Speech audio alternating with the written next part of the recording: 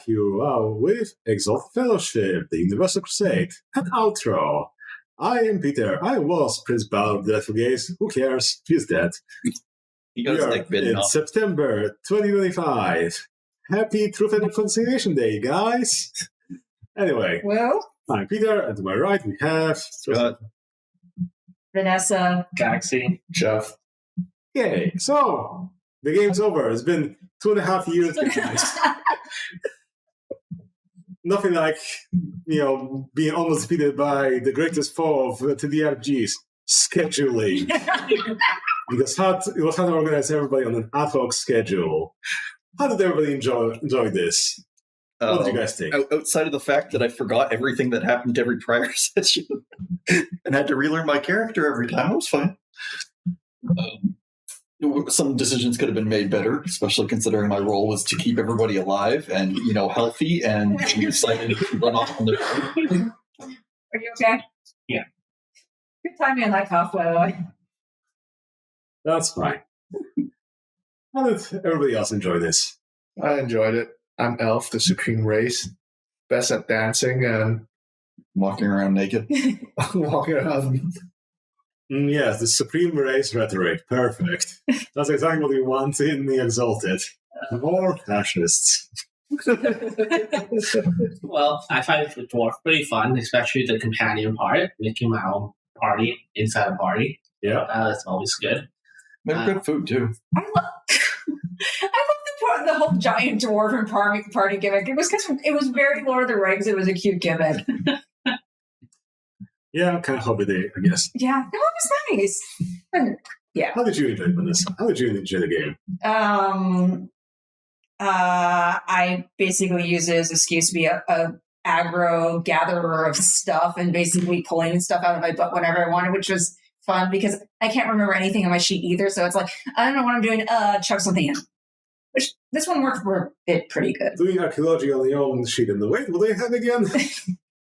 What else is Like in general, like this game was a little bit more like railroading than Fellowship, and Exalted tends to be. But since I was like, it was someone between the sessions, and also communication would be kind of hard. Like get you guys back and forth. So okay, railroad, get you guys to some cool set pieces, and so on, and so on. And yeah, for me, like it was fun. It was like big things from Exalted that none of you guys had a clue of what was going on with Refer. But hopefully some listeners will be like, oh yeah, that's cool, that's fun, yeah. I understand that thing. The memory for all the things you have in Exalted is pretty impressive. I can't remember like most of the first 151 Pokemon, so it's, I don't know how you do it. Well, you need to remember everything, just remember the memorable plans and just, keep bringing them up. Like talk about, Jinx being a Gauru girl and something, and being banned in the West, eventually recolored from black to purple to be less offensive to the black people. Yeah, that's going around the factoids. Just keep bringing those up. Except for Exalted. Plus, you can sit down, prepare stuff, research, and go like, oh yeah, I remember that thing, put it in, put it in notes, put it in the future. And yeah, it was fun, like, playing a different time in the regular Exalted. Normally, Exalted is like taking place like way past this. This is just to represent the past where someone else took over, established Scarlet Empire, and the Dragonblood ruled. You guys are in the thick of it, change the history and so on. Normally, you don't see this. But yeah, anything you guys would explain or something about what happened? Like, do I even remember what happened like 2 years ago? Again, the whole reason the kicking in the ball joke started off because that was the first encounter with the big guy. And I was proud of myself for that one. I still am. I'm a terrible person. Gag. Sorry. Yeah, and then also the non-highlight was, I'm pretty sure Jeff would not appreciate it, is the dance-off. I think that was a highlight. I thought it was amazing just to have like a character that could actually go into a quote-unquote combat scenario and not just default to eating stuff, blowing stuff up, or shooting things in the face or nuts. Yeah, sorry. It was face or nuts. It depended on what the flavor was. Like in Exalted proper in the game, you have martial arts, which are very elaborate, and you have several martial arts for being One of them is like a dancer, just a battle dancer. Other ones for using your singing voice to hurl enemies. There's separate martial arts for being a courtesan and so on. There's a lot of weird stuff you can definitely do in Exalted. So this was pretty much in line of what you can see in that world. So it wasn't out of the ordinary. Definitely wasn't silly to do a dance up against Mask of Winters. It's kind of like that Star Wars dance game where you can dance against Emperor Palpatine. Han Solo. I think my brain has just put that in some part, like its little trauma chest somewhere, and I totally purged that, and oh my god, I'm now re-traumatized. Thank you. It was a Kinect game or something like that. From way back when. Anyway. We speak memories. Yeah, overall, I really like it. It's been fun 2.5 years. Although scheduling can be iffy, but it's a nice introduction. You guys like the system? Yeah, I like the system. It's definitely way lighter and way easier to grow than me trying to toss Exalted at you guys, which has a lot of rules, a lot of strict combat for you guys to remember. This free flowy, lighter. Okay, you can do this cool stuff, you do this and everything, and still progress towards what you guys are doing. And so that's why pick this. Even you guys wanted to have a mecha game, so originally this was going to be, oh yes, you guys have mechas and we're doing this stuff in here. That's why I was throwing big stuff at you technically, but doesn't matter. You finally give me a mecha, and then I'm like, screw it. Well, you guys want the mecha, you got the mecha in the end. It's fine. Yay. I mean, of course, the problems with the RPG, because it was so spaced between sessions, we couldn't do anything character development whatsoever. There was no flavor to it in that regard. Which, I mean, it was go to scene, do combat, fill in, travel, check mark. And I mean, in that sense, it was also very video game-ish, which I mean, for me is fine, but it's dull, and I wouldn't want to repeat this over and over again because it's just combat. And yeah, I mean, definitely is because we had so much time in between, then come on, didn't get that stale because you had so much real time between it. And yeah, you definitely can have other kind of encounters, other things to do in Fellowship that aren't combat related. In the end, technically, it all boils down to, okay, there are some threats you guys need to deal with. And one of the criticisms I had for the system to the creator was that a lot of your options are combat related, but this game doesn't necessarily want to be completely combat related. Because you have weapons. Weapons have stats, but your words don't. So you can have a piercing knife, but you don't have piercing words to use to talk to someone, to talk them down. And that kind of limits your non-combat effectiveness because of that. But yeah, it is what it is in there. Because this system was based off Dungeon World, was based off Dungeons and Dragons, so there's still some DNA there that's kind of more geared toward that kind of stuff. And yeah, also my strong suit isn't the interpersonal stuff. It's hey, let's have some beach episode, let's hang out in this thing and engage with NPCs and so on. So I was playing to what I was good at, I guess, and what you have. Yeah. But yeah, definitely if do some more regular, we could try having more downtime, having more hanging out with people, and establishing NPCs and so on and so on.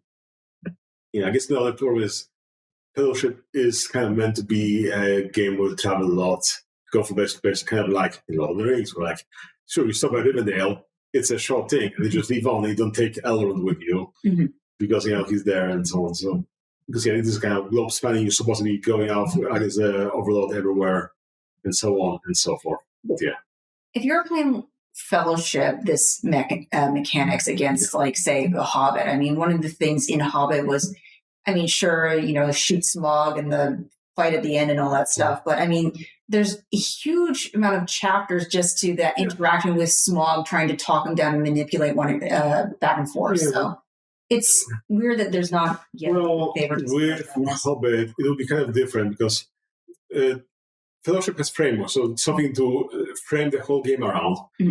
For Lord of the Rings, it will be the Overlord, which have one big guy that you will defeat at the end. For Hobbit, it's not about going to Smaug, it's about the adventure of going there. So it will be probably the horizon where you're going off on an adventure, you stay in places creates adventure problems, and you're just meant to go around, explore, and find yourself in the journey. So that's more like One Piece, more like Star Trek, and so on. Probably will be something different. And then, you could take some longer time where smoke just one set piece of you going there and back again, and so on and so on. So yeah, I mean, this sort of, this is a very narrative focused setup. So that's, I mean, it would have been kind of nice again to have like that sort of softer RPG elements. I mean, this was so combat heavy. I think, what was it? Like the first one, what was our opening thing was what's Sound barge. You run the sound barge, and oh God, it was even further back because so that's I was thinking then those rapids. Yeah. Then you guys went to Nexus, where we had the calibration. Then you guys went to Port Rovar, we fought against the Power Rangers. Then you got to the lab, fought against the thing. Yeah. Each session was... Two sessions I completely forgot entirely. Yeah. It happened. I didn't even remember the opening. Yeah, there was a stupid, the sand thing, and there was sand sharks, and... the sand kraken, yeah. And I think I should put you in a gun, dear Rain, and I say rain all the time because I don't want to say cat. I'll just associate it as a wet thing. Yeah. Cats are not wet. Oh, so that was very confusing. That was always confusing. Yeah. And I put you in a gun, and a bazooka, and I shot you off onto a whale, I think. And then you got lost there for multiple rounds because you couldn't get off, and your damage levels. And the damage levels were too low. So, but I totally forgot about that. But everything was just a blur of fights. And so the second one was it Raphaeus? Raphaeus, yeah. Raphaeus, and that was the dragon hybrid thing, right? The Dragon Kings. And for them, it was, okay, like one of the big things that we divided forces because my main focus, I wanted to evacuate the city. And so we had a half and half division here. Yeah. And there wasn't a lot of like, the sort of political negotiation. How do you focus on getting people out of there? There wasn't any like, we talk with each other, but there wasn't any like, okay, I'm not getting what I want. How do I power play against you or roll against you? And just that, this around. Because I mean, if this were a real situation, I mean, it's like, okay, PvP combat or PvP something. Because, okay, I don't like rather than divide forces, for example. Yeah, I mean, it's kind of hard to concoct something with the frame of that. This army that are attacking you guys. Let's evacuate you. Like, will anyone say you no? And so because also like in Exalted, you guys are like the top dogs of the world. So it's hard to gainsay you, and so it's like it'll be like you trying to coordinate, and more like you have a lot of people to escort around or something, get on things. So, but yeah, definitely, like you've had kind of different scenarios where like, it's more political stuff. Like, I know, you have a council with other Lunas about what to do, or something that you could have some political swaying. But yeah, it would be kind of different again, and definitely to be... And probably not with the system is what I'm thinking. I mean, the neat part about Fellowship is that the threats are kind of universal. So you can have a goblin with a stick, and that's an enemy you have to defeat. But so can you have a subletting from home that's a same kind of threat that you still have to go and deal with because it's still on your mind. Or Freaky Fridays is just a small threat that you guys are body swap, and then you have to figure out how do you swap yourself back. So maybe the other thing is that, I mean, we played short because we had no time, so we didn't have any option for like a fluff thing. Which, I mean, the dance-off was our fluffiest, but it was still so combat-focused. Yeah, I mean, technically you guys had like 2 downtimes where you could have some scenes and so on, but definitely not as much as if you want to have a whole session devoted to just like politicking or something. So, I mean, for me, that would have been nice to see because, it was still ridiculously fight heavy, which is more like what we wanted. For me, I did a little bit of Dungeons and Dragons. It was awful, especially with people who had legacy characters who power play. Yeah. Thankfully, this didn't feel that bad. And then Vampire the Masquerade is almost, it is the Masquerade there. It's not fight heavy. So I liked that balance because in a sense it was almost a little less aggressive. It was a little bit softer. I don't say softer as a, not as like everyone does have their motivations and their goals and so forth. There is the aggression there, but it's not the same. Oh, I need to be more powerful. I need to level up. I need to do this. Again, I've played this for, 10, 15 years. This is my thing. The vampire is a little bit more flexible. Yeah, that's like what people run into and so on. But understandably. I guess another thing would be like, you guys would have to go for, hey, I want to have session about this. I want to have this kind of intrigue. put it in things so I can like prep for that and so on. So that's also communication with expectations. And so on. Which again, since like it's harder for us to communicate online because no one's responsive and things like that, then it would be harder. But yeah, definitely, if this was like something that we want to continue longer or do whatever, then we could definitely have something else that's kind of more geared towards it and so on. And I'm glad to have played with this group at least. So generally as it goes is that most of the people on this table have known each other for how badly do we want to out ourselves? Almost 30 years, I would say. Well, no, 27. 20. Yeah. Rounding error, let's call it 30. where's the millennials? So most of us have known each other since basically late elementary school, early middle school. Yeah. And it's nice to have an established group and sort of a similar interests. And so, I can use crude humor and it's not a huge judgment call. Thank you. This was a good group. You guys played off with each other well and so on. And those are like, neat and engaging. And like, you guys didn't hum and haw like, oh, no, it doesn't listen. I want it or something like that. I want it different. And then, okay. You guys went to the flow and that was fun and so on. And like, didn't take me, deflecting your moon idea in a different way. Like, okay, this is how it flowed. This is the thing you guys, took it with and around. I feel like I'm just too predictable. It's depressing. Go for the balls. I mean, it's easy to be predictable when I'm railroading you guys like, hey, here's the moon, here's the keys to the moon, go for it. And so on. And out of this was like, okay, I kind of know what will happen in this session, therefore it's easy for me to set it up as if it was planned. Like, oh yeah, the overall totally predicted that you were going to go save the lab, therefore sacrifice Swan Dragon, therefore this loser guy will take over and he'll use his idea to have this bad idea of running the moon to him. And he'll use that, cleave the mountain in half because we're going straight for him, going to be perfect. Foresee everything, because I can see the future. On the other hand, like, okay, so we have the moon. What would you have guys done with it before I decided to do the stupid thing and try to crash into a mountain and it got sliced in half? Ram into the prince. Yeah. Next. Ram into the prince. Last. Let's get done with the moon. If you were in the controls and Not been inside of it. Okay, smarter decision. Where you'd be right on top of it? Probably outside of it. I love it. Just stuck onto it. I'll be hanging off of it like a dangly ball. I'm so sorry about that. that's fun. It's all fine. This is Exalted.